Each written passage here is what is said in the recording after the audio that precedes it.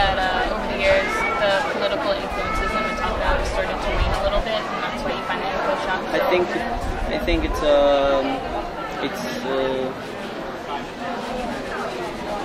how do I say, this struggle in Metelkova between, let's say, if I dramatize, sketch a bit, between like political and cultural fractions. This is not ongoing constant, and it's been here since even before Metelkova was even occupied. Some people always understood this as a political project, as an anarchist project, as an autonomous project, and those were people that had the experience of maybe late 80s Berlin, Netherlands, Western Europe, when these squatting alternative movements were on the rise, were on its peak, and then the others were like more native Slovenian-based alternative scene. But as you can see, there's some remnants of it hanging down there, posing with some Rwanda women, intending to do some important NGO stuff. So they always understood Metelkova as this alternative political civic society case. And then we had also part of this cultural scene. So Metelkova was deeply divided. Was deeply divided from the beginning, but what enabled it to be unified, to be united for all these years, like 16 years, was that the state, the city, the authorities, because they clearly wanted they didn't want to allow Metelkova functioning in an autonomous way. So let's say also those who were not aware of the political consequences or the political levels of their activity, they just wanted to do something in a place where they are. They somehow found themselves in a really political situation. But now, with in the years when after the state consolidated its power in Slovenia, they recognize Metelkova as, let's say, necessary part of the city.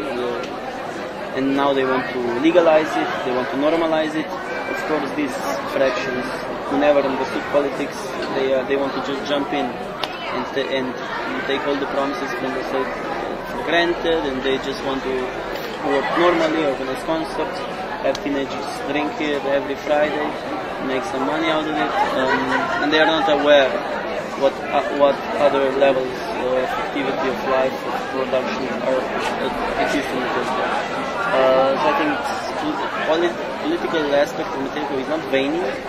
There never was something as like Metelkova is political, but there always was. It always had this political moment. There always were some people around that did understand that everything is happening here in political terms.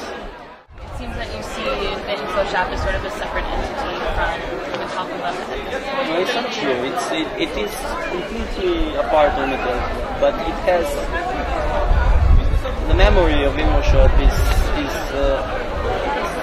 has also much other things, much other elements than Metelkova. Our allies.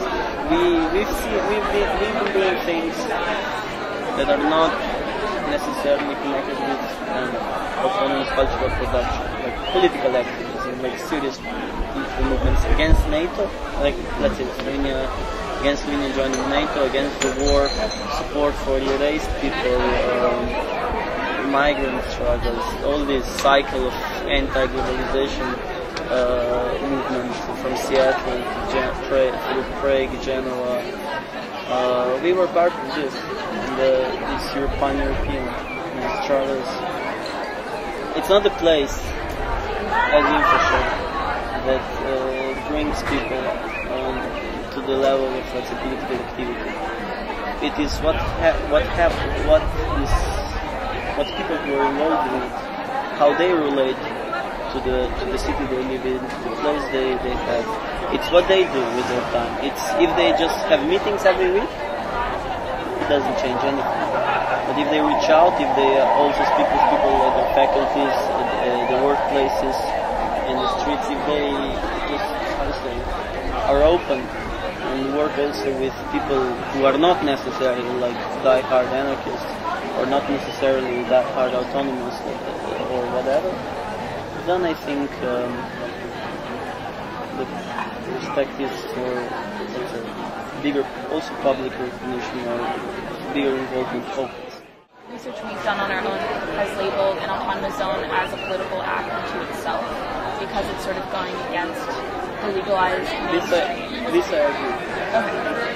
This I agree, and I think it's what I also was referring to when I said that also people who did not have this, who were not aware of the political nature of their actions, such as like organizing a concert, but in an illegal situation. I mean, this is still a political act for me, even though people don't perceive it as that. So this, I think, this I agree. I guess just in terms of like showing people outside of the walls of Metelkova that there is a group that you are involved in, or like they are capable of some sort of action on their own. Do you think Metelkova as an entity shows people that there is a way to act out against a government that they don't believe in? Or do you think that Metelkova has sort of lost that ability?